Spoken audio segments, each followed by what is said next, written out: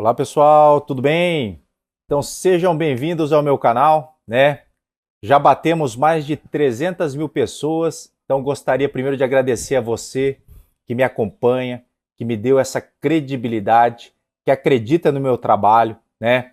Tenho feito esse trabalho na internet já há 8 anos, eu comecei em 2013 a soltar alguns vídeos lá no Facebook, depois devagarinho eu fui migrando para o Instagram, e agora há 6 meses mais ou menos que a gente começou no YouTube e já estamos no YouTube com mais de 300 mil pessoas. Então eu gostaria de agradecer e fico muito feliz e grato que você tenha vontade, que você quer aprender a cuidar do coração, né? Porque muita gente acha que às vezes as doenças do coração, não, toda a minha família tem doença do coração, eu vou ter também. Não é, né? A gente sabe que para a grande maioria das doenças existe um trabalho que a gente faz de prevenção para que você não fique doente, tá? Então, já estamos aí com 85 vídeos no YouTube em que eu falo tudo sobre a saúde do coração. Depois, se vocês quiserem que eu fale sobre algum assunto, eu quero que vocês comentem aqui abaixo, que aí eu vou ler as perguntas de vocês e quem sabe eu faço algum vídeo específico sobre alguma questão de vocês, né?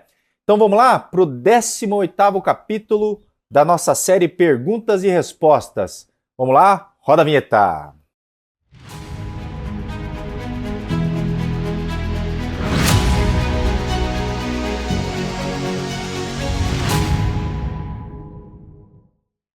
Olá, amigo do coração, tudo bem? Sou o Dr. Roberto Iano, cardiologista, especialista em marca-passo.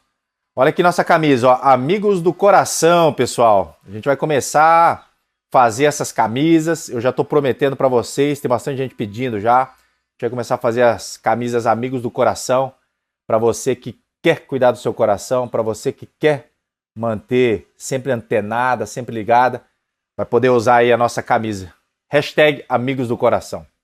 Mas vamos lá então para mais um capítulo da nossa série Perguntas e Respostas, né? Já estamos no 18º capítulo. Peço mais uma vez, assim como peço em todo vídeo, que você compartilhe depois todo o vídeo meu, tá? E 10% só de vocês que estão inscritos no canal, hein? 90% de você que está olhando aí meu vídeo, 9 de cada 10 pessoas não é inscrito no meu canal, então depois se inscreva no canal, tá? Inscrevendo no canal e clicando no sininho, você vai receber todo vídeo novo meu. Vamos lá então para a primeira pergunta. Celso Brandt. Doutor, já tive ansiedade e recentemente consultei um neurologista. Nunca fiz exame do coração. O que o doutor acha? Assim como eu falei em alguns vídeos meus, a ansiedade, a depressão, elas estão diretamente relacionadas com doença do coração. Então, pessoas mais ansiosas, pessoas mais depressivas, elas tendem a liberar mais fatores inflamatórios que inflamam as coronárias, que são as artérias do coração.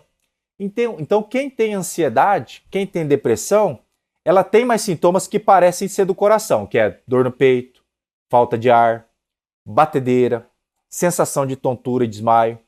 Mas as pessoas que têm ansiedade e depressão também podem ter doenças do coração. Então, quem tem ansiedade e depressão, ela infarta mais, tem mais derrame, tem mais insuficiência cardíaca, tem mais insuficiência renal, tem a tua pressão cronicamente mais elevada. Geralmente essas pessoas que são ansiosas e depressivas também têm a privação do sono, tem problema de insônia, o que acaba piorando mais níveis de cortisol, aumento da pressão arterial, piora do perfil de glicose, então a pessoa pode virar uma diabética, né? Então tem tudo isso, a ansiedade e a depressão. Elas levam a sintomas que parecem ser doença do coração. Então muita gente chega lá no meu consultório, às vezes com batedeira, dor no peito, sensação de desmaio. A gente faz todos os exames e vê que na verdade ela está ansiosa, não é um problema do coração. Mas uma coisa não descarta a outra. O fato da pessoa ser depressiva ou ansiosa não quer dizer que ela não vai morrer do coração ou não vai ter um problema do coração. Então, se você, Celso, nunca fez exame do coração e é uma pessoa ansiosa, eu quero que você procure um cardiologista. que é melhor que você faça todos os exames cardiológicos, os exames preventivos e você não tenha nada, do que você coma bola e de repente ter um problema grave do coração. Muita gente fala assim, quem procura acha. Não vou no médico não, porque quem procura acha. Se eu for no médico, ele vai pedir um monte de exame, vai achar um monte de doença, não quero ir não. Mas não é assim, pessoal.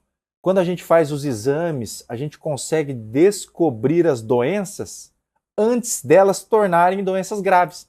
Então, por exemplo, a pessoa está lá com uma pressão estágio 1. Se ela não tratar, vai evoluir para estágio 2, estágio 3. Que aí estágio 3 já evolui para insuficiência renal, insuficiência cardíaca, aumento do risco de infarto, derrame. Então a pessoa já chega com hipertensão estágio 1, a gente já trata, ela vai manter-se com a pressão normal a vida toda e caso resolvido, entendeu?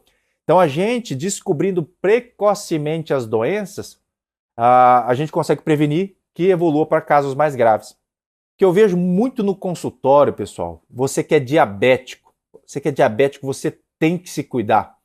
A maioria dos pacientes que me procuram no consultório e são diabéticos, eles não sabem nem o valor da sua hemoglobina glicada, né? Para quem não sabe, a hemoglobina glicada, ela estima como é que teve a sua glicose nos últimos 90 dias. Então, se você está assistindo esse vídeo e é diabético e não sabe o valor da tua hemoglobina glicada, você está por fora total, tá? Você tem que ir no teu endócrino, tem que ir no seu cardiologista e tem que conversar com ele sobre o valor da hemoglobina glicada. A gente sabe que a hemoglobina glicada para os diabéticos passou ali de 7, está perdendo tempo de vida. Vai morrer mais cedo, tá bom? Então, isso aí é uma das dicas que eu posso dar para o diabetes. Outra coisa, cardiologista também trata de diabetes, tá, pessoal? Muita gente acha que é só o endocrinologista que cuida do diabetes, mas não. Um bom cardiologista, ele tem que saber tão bem ou até mais como se trata de um diabetes quanto um endocrinologista, tá? Então, o teu cardiologista com certeza vai poder te ajudar caso você seja diabético. Bom, falei, vou responder aqui a pergunta do Celso. Tá, Celso? Um grande abraço. Laura Santos perguntando. Bom dia, boa tarde, boa noite, doutor. Eu tomo Benicar Anlo 40 por 10 miligramas. Para quem não sabe, o Benicar é a olmesartana mais o anlodipino. E faço uso de atenolol 50 miligramas. Minhas pernas e pés estão inchadas. A última cardiologista me prescreveu a medicação. Eu não consegui mais marcar com ela, pois fui pelo SUS. E não encontro mais ela no posto de saúde. Preciso procurar outro cardiologista? Obrigada pelas explicações. Amo o seu trabalho, sou sua fã. Que Deus abençoe o senhor. Amém, Laura. Obrigado, viu? Te agradeço de coração. Mas um dos efeitos colaterais de uma dessas medicações que você está tomando um anlodipino. E nessa dose de 10 miligramas, que é a máxima do anlodipino, realmente, principalmente nas mulheres aqui na região do tornozelo e do pé, você pode ter inchaço, edema, né, que a gente fala. Então, muitas vezes o edema atrapalha tanto que a gente tem que trocar a medicação. A gente sabe que o anlodipino é um excelente antihipertensivo. É um dos antihipertensivos que mais abaixam a pressão. Então eu não quero que você suspenda o Benicar Anlo até que você procure um outro cardiologista, ele vai reavaliar a tua pressão e caso o edema seja muito importante, é uma coisa que está te incomodando demais, ele vai trocar o anlodipino por outro medicamento. Outra opção que seja tão boa para controlar a tua pressão, né? Mas que não dê esse edema. Então, uma das possibilidades, uma das causas desse inchaço pode ser o anlodipino, tá bom? Fernando Kotik perguntando: como saber se uma dor no peito é uma dor de origem cardíaca ou de reflexo muscular?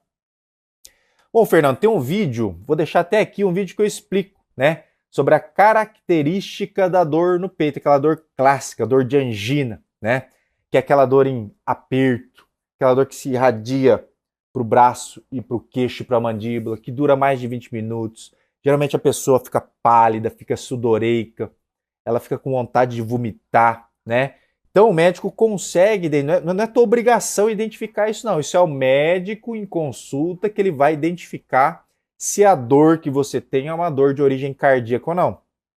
Existem casos em que a pessoa chega com uma dor totalmente atípica, às vezes uma dor empontada, ou chega lá só com falta de ar, ou chega só sudoreica, principalmente idosos, diabéticos e mulheres, às vezes nem chega com essa dor no peito clássica, tá?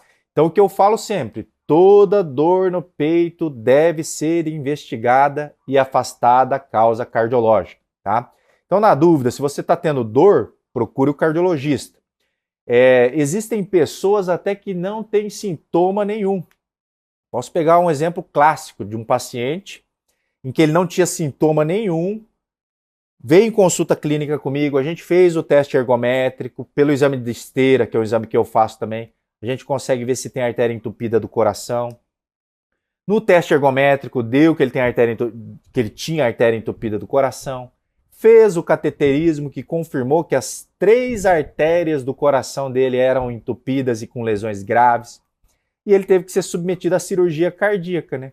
Fez mamária, fez safena, enfim, operou o coração. Então é um paciente que não sentia absolutamente nada, ele não tinha nem cansaço. Ele foi fazer a avaliação de rotina, acabou tendo que fazer cirurgia cardíaca e graças a Deus, porque se não tivesse feito, provavelmente ele nem estaria vivo para contar a história. Então a pessoa foi lá, descobriu a doença, graças a Deus, descobriu a doença e agora ele vai ter a mesma qualidade de vida que ele tinha antes de ter as artérias todas entupidas. A mesma não, a melhor, né? Que antes estava tudo entupido, agora ele resolveu o problema, tá? Bom, para quem não sabe, pessoal, eu tenho meu curso Infartei e Agora. Você sabia, né? Vocês sabem que eu tenho esse curso ou não? É o curso Infartei e Agora. Então, se você conhece alguém que já teve infarto, é uma maneira boa de você presentear, né? São 5 horas de aula que eu explico tudo o que o infartado deve fazer para conseguir ter uma qualidade de vida melhor ainda do que antes de ter infartado. Como é que ele vai fazer para controlar os triglicérides? Como é que ele vai fazer para controlar o colesterol, a glicemia? Se ele pode fazer exercício físico ou não? Se ele pode fazer sexo ou não, né?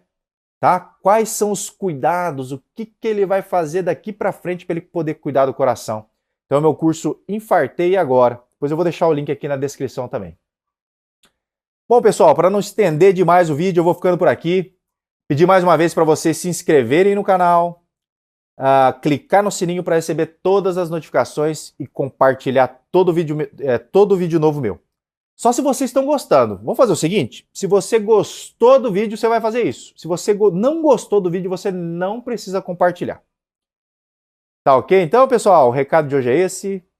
Um grande abraço e até a próxima.